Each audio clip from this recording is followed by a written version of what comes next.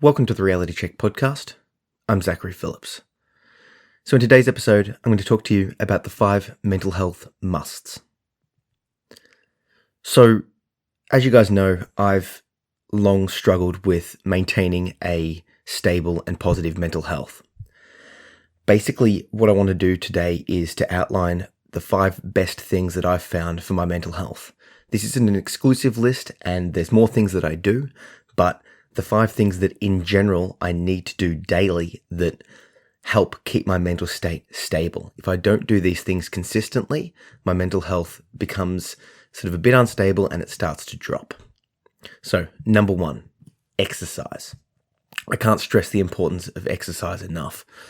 At the time, you get this endorphin rush, it feels good, and the brain chemicals that are released basically just makes your brain feel good. It's hard to explain unless you're actually doing it.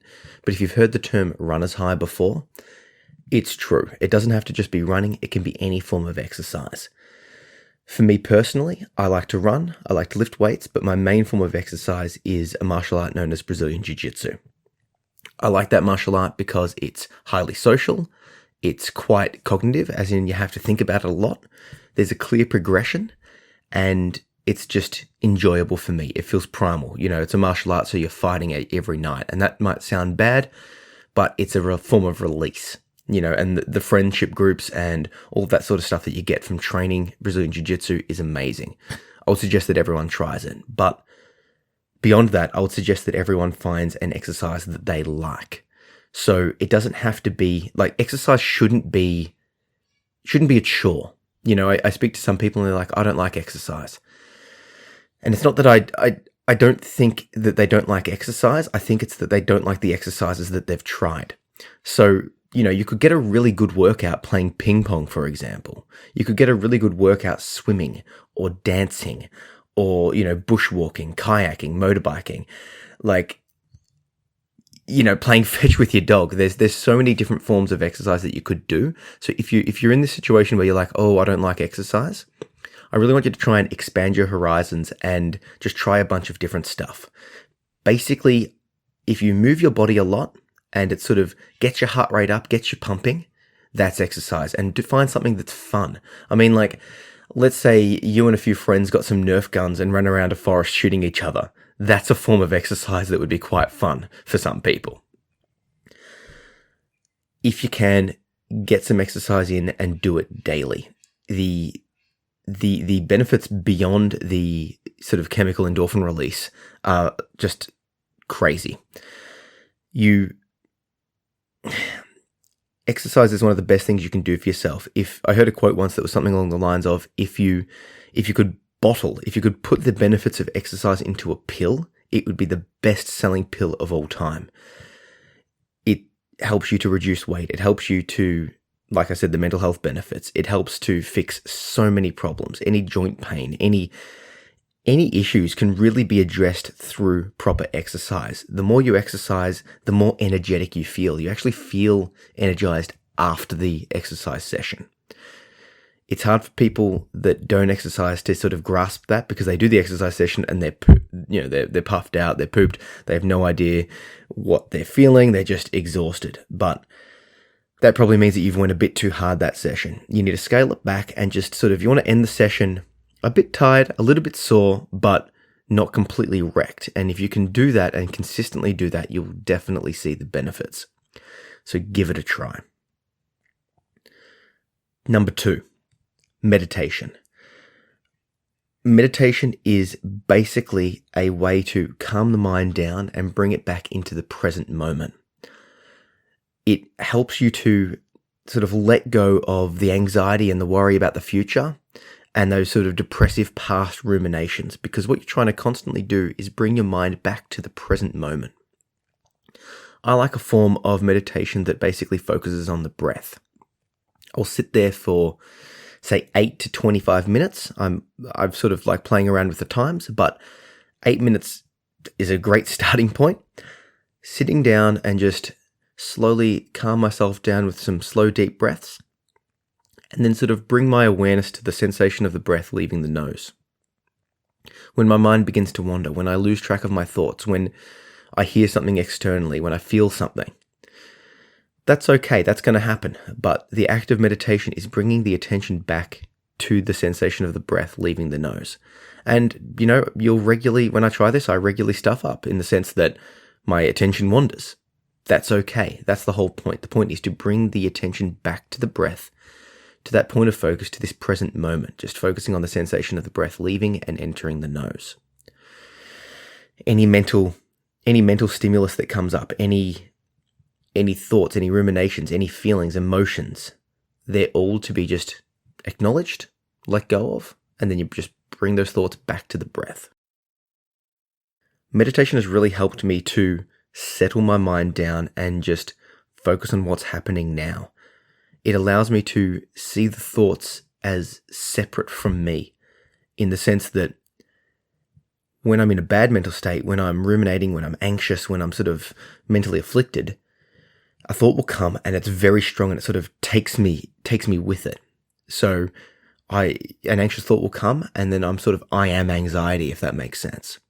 Whereas the more I meditate, the more I can sort of slowly step back, detach from my thoughts and see them as a passing stimulus. So for example, if you just listen and you hear a car going by, you don't attach yourself to the car, do you? You don't go, oh, well, I'm that car. You acknowledge that car is a passing stimulus. The same thing is starting to happen and will start to happen for you with your thoughts. They become less powerful. It's sort of like you're seeing them on a TV screen as opposed to being them. There are so many different resources for meditation. The best one that I've discovered is a book called The Mind Illuminated. And if you check the show notes, I'll put a link to the Amazon store where you can grab yourself a copy. This is a book written by a guy who's basically a lifelong meditator, but also a PhD in neuroscience. So basically he's looking from the brain scientifically and internally, and this book has put those two worlds together and explained meditation better than any book I've ever discovered. So if you're interested in learning more, I can't recommend this book more highly. It's called The Mind Illuminated, so grab yourself a copy. Number 3, cut down on sugar and caffeine. So for me, I noticed that having sugar and having caffeine both impact my mental state in different ways.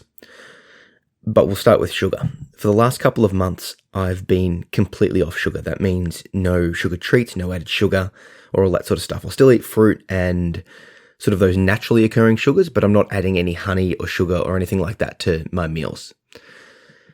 I've noticed since cutting down sugar that my mental state has been quite sharp, in the sense that I just feel like my brain's working at a higher pace.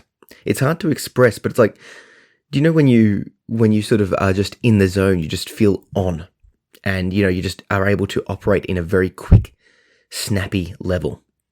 That's how I'm feeling. It's like my general mental state is sort of lifted up a rung.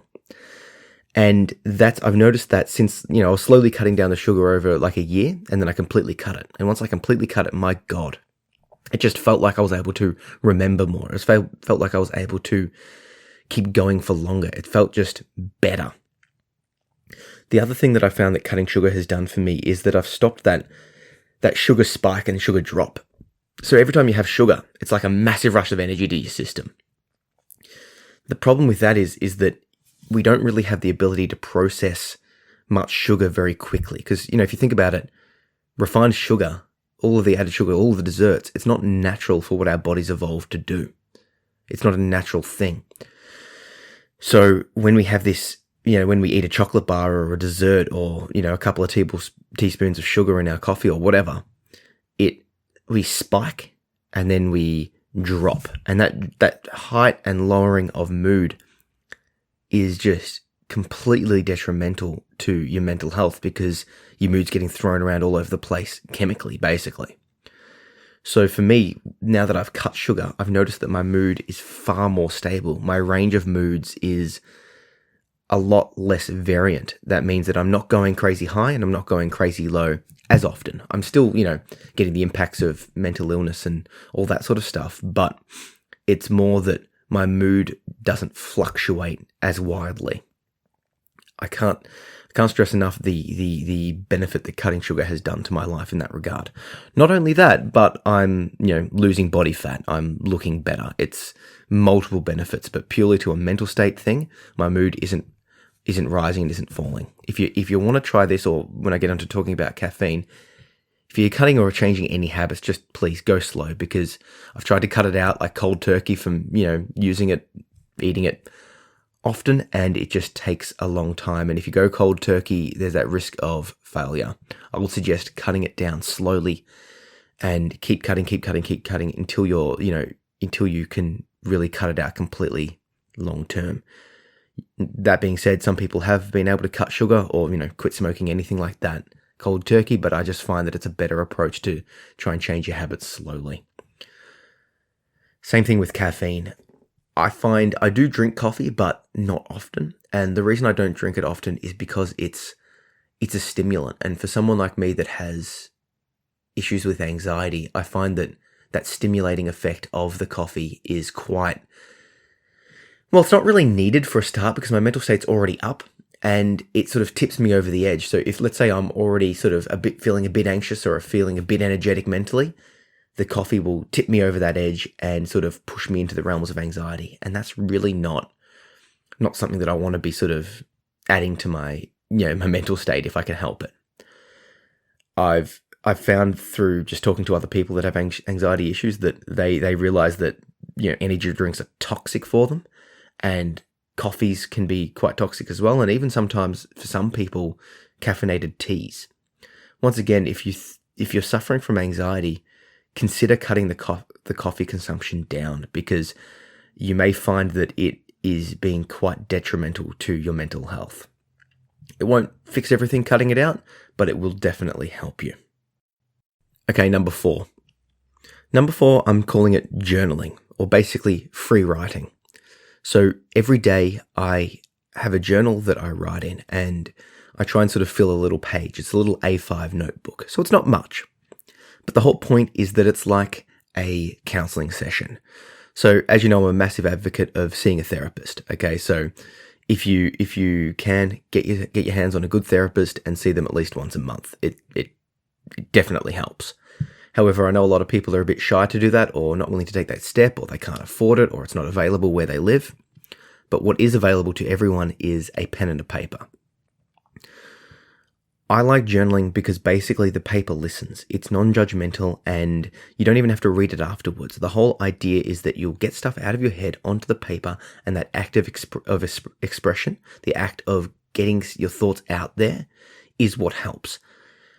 I'm not a psychologist, but I've noticed that in my therapy sessions where I go to, and all of the stuff that I've read about it, it seems that a lot of the therapy is literally just the person expressing it and making sense of it themselves. So I've applied that to writing. If I write it down, if I express it, it's just me getting it out of my brain, and it just sort of helps to just put it out in the open, shine the light of your consciousness on it, and it just helps you to just deal with it from a detached, sort of safer perspective. So, for example, today I just wrote about my experiences at training last night. I had a little bit of a like a revelatory experience. I'm like, oh, if I do this and that, I'll be able to do my jiu-jitsu better. So it's a bit mundane, but I also wrote down that I've realized that I should check social media once per day, and I should, respond to comments and likes and all of that sort of stuff just once. Because what I've noticed is that I would wake up, I would check my social media, and then if, given what I'm talking about here, people share with me some fairly intense stuff that can really stick with me for quite a lot of time. So what I did the day before was I woke up and checked my social media, and then I attempted to, do my meditation and sort of get my day going. The problem with that was that there was a couple of things that were told to me that was quite emotionally distressing. And that sort of stuck with me for the rest of the day. I hadn't done my meditation. I hadn't done my exercise. And basically, I wasn't in the mental state to be able to handle such emotionally distressing stuff. Now, this isn't to say that I'm not happy to talk through with people or hear that sort of stuff. But what it is saying to me is that I need to guard my mental state. I need to I need to sort of, do the things that can help get me ready for the day that I'm going to have. Does that make sense? So the journaling sort of really sort of got that whole process out and made me aware of that. So now moving forward, I know when I wake up, I won't check my social media straight away. What I will do is meditate. I'll exercise. I'll have some food. I'll sort of get myself in the mental state. I'll get myself ready. And then I'll do the responding to social media. Then I'll be in a better mental state, not only so that I'm protected, but also so I can give the best response to the people that want the responses from me, from you guys. Does that make sense? The whole reason I'm sort of addressing this is because I got that knowledge through journaling. But beyond all of that, give it a try. Now, a common response that people will have given to me when I talk about this is that, one, I don't know how to write, or two, I'm not, I've got nothing to say. Both of these problems are sort of aren't sort of relevant to the act of journaling. You don't have to read what you wrote. So you're not trying to be grammatically correct. You're not trying to win any prizes. You're not doing it as a book. It's just to express yourself. So you don't worry about what it sounds like. It's not for anyone else, and you don't even have to look at it. You can if you like, but you don't have to. So it's literally just to get it out there. The second thing is, if you're not sure what to write, just start writing anything, even along the lines of, I am doing this journal today because it will help me with my mental health, or I'm not sure what to write, but I'm going to start writing anyway, and just get that down and start flowing. You might, just write down what's happening in your life right now, as in like the dog's barking, I heard a car, right? Just get started. Once the pen starts flowing, things will start coming out, and then it will be a battle of how much do you want to write? How far deep into your consciousness do you want to get out? Because when you start expressing yourself, it sort of opens up this little sort of floodgate of emotions that will start coming out. Go slow, take it easy, don't hurt yourself, but let a little bit of those emotions out. Turn the tap of emotion on and start writing that down and getting it out. And like I said, after the fact, you can chuck that piece of paper out. You can ceremoniously, burn it if you like. It doesn't matter. The act of writing is itself beneficial to your mental state. Give it a try. Number 5, find meaning. So this one's a little bit broad, but the basic premise is this. I like to fill my days as much as possible with meaningful activities. So I know that everyone has to work, and I know that there's, house tasks and obligations and commitments that everyone has to do. I get that. But when those tasks are done and I'm free, I like to do things that I find are meaningful. So for me, that is at the moment a lot of writing, like this podcast, for example, the videos that I'm shooting. These activities have a deep sense of meaning to me because it's helping me and it's helping a bunch of other people to sort of work out their mental state. And it just seems like a good thing to do. That it feels like a bit more like a life calling for me. So every day I try and do something, just at least one thing, as much as possible, but at least one thing that is meaningful to me. What I find meaningful and what you find meaningful will be completely different. But I've really found that the more I start pursuing my dreams, the more I start doing things that I'm actually want to get done in life, the better I feel. And, I harp on about this a lot, but there's such a limited amount of time you've got every day, right? That, like if you sleep 8 hours, work 8 hours, you've now got 8 hours to eat, rest, relax, recover, play, socialize, right? So you've got to really work out what or how you want to fill that time and, what you want to be doing for that time. Because for me, I know I joke with my wife about this all the time. I'm like, imagine if we were watching TV, like we wouldn't get anything done. We don't watch TV, right? Because basically it's not meaningful for us. Because if we did, it would cause us to not have that same time to do things that we do find as a meaningful activity. I want to suggest to you that it's vitally important to start looking at what you do enjoy, what you do find meaningful, and start implementing that into your life. I used to watch TV, and I'm going on about TV because unless you really value it, unless it's like a social activity, it doesn't really add much to your life.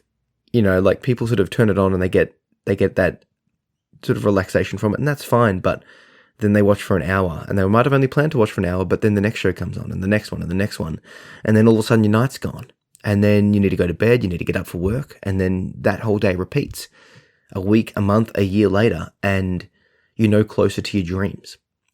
I noticed that was happening, so like with the sugar, like with the other things, I started slowly cutting it down.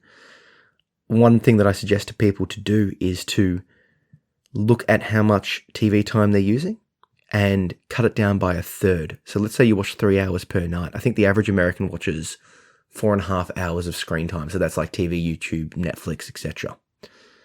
So let's say you're on, say, 3 hours. Cut it down by a third. So that means the next day you're going to watch 2 hours. But now you've got 1 hour of time to do something. In that 1 hour, use it to find some sort of meaning. So start a hobby, read a book, write a book, play an instrument, practice. Spend time with friends and family. Do something that you'll be able to look back upon with fond memories, with proudness. And that'll be completely different for you. I can't give you what that is. I can help you to discover that for you, but it's going to be different. After a few months, you've now got 2 hours of TV time per night. Cut it down by a third again. Add that extra third to your meaningful time. In 3 months again, cut it down by another third. Eventually, you're going to get to a stage where you know how much TV time you need daily as a relaxation. Okay, and that might be 1 hour. It might be 30 minutes. It might be 2 hours. I don't know. It might be no TV time. Who knows? The point is that you're gonna use the TV time, for example, as a tool. Use it to relax. Use it as an enjoyment, but don't overuse it. And get that time back. Put that time into exercising. Put that time into something you actually find meaning. Because after a year's time, you'll go, oh my God, I can actually play the guitar now. I've written this book. I've learnt how to kayak. I've, traveled somewhere I wanted to. I've ticked something off the bucket list. It's doing meaningful activities makes your life have a purpose, because I know for me personally, just going to work every day to earn money to be able to live and just repeating that cycle over and over again seems inherently pointless unless I'm doing something meaningful as well. So for me, it's a massive antidepressant. So they're the 5: exercise, meditation, cut sugar and caffeine, journal daily, and find meaning. Please let me know what you think of this list and what you think is a mental health must. And if you like this podcast, I really must insist that you share it with people for 2 reasons. 1, the actual content could help them, but 2, it'll show them that you are someone that is open and available to talk about mental health issues. Okay, and this is a way that you can help to break the stigma and open up those communication channels. They might not respond immediately, but they will know that you are someone that's safe to talk to. So if something happens and they need support, if they're, at risk of suicide or self-harm or addictive behavior or whatever, they may come to you for support. And when they do, you can be like, hey, I'm hearing you, I feel you, let's refer you to some experts, refer you to some support groups, or just if you're happy to listen and happy to help them out, you can. It can literally help save people's lives. Don't just share this, share everything related to mental health and mental illness with them. So that's the pictures, the memes, the blogs, the podcasts, the videos. The more you share, the more you talk, the more you'll find other people sharing and talking, and you'll be able to develop this connection based around open and honest discussions of mental health. And trust me, the more we can connect on this, the better everyone will feel. Finally, I just want to mention a couple of things. I found out that a couple of my podcast listeners don't know that I do videos. I've got a YouTube channel with probably 1,000 videos on there. I'll link that below, and they're basically 1 to 10 minute talks similar to the podcast. So check those out. I'll link that below. And finally, if you're enjoying this podcast, if you're liking what I'm doing, please like it, please review it wherever you're listening. And if you can, I would love you to support me on Patreon. Patreon's a way that you can support content creators by monthly contributions. I'm only asking for a $1 monthly contribution. That's the smallest amount possible. The reason being is that $1 on your end will be basically unnoticeable. $1 per month, you won't even realize it's gone. But on my end, if a bunch of people get together, it will make a massive difference. It'll give me the time to be able to produce more podcasts, write more blogs, make more videos, create more books, and just get some content out there. And that will not only make more podcasts like this one, but also help to reduce mental illness stigma in general. So head over to patreon.com/ZachPPhillips and check it out. For everyone that does support me for $1 or more, I will make a video or a podcast or a blog where I respond to and answer one of your questions. And there are also some other bonuses for people that decide to support me for a larger amount. For example, $10 per month, I will write a handwritten thank you postcard. For $50, you will get unlimited email coaching. And for $150 per month, you'll get the unlimited email coaching as well as a 45-minute phone-based, like Skype-based coaching session each month. So if you're interested in any of that, head over to patreon.com/ZachPPhillips and please support me. It really helps. Thank you.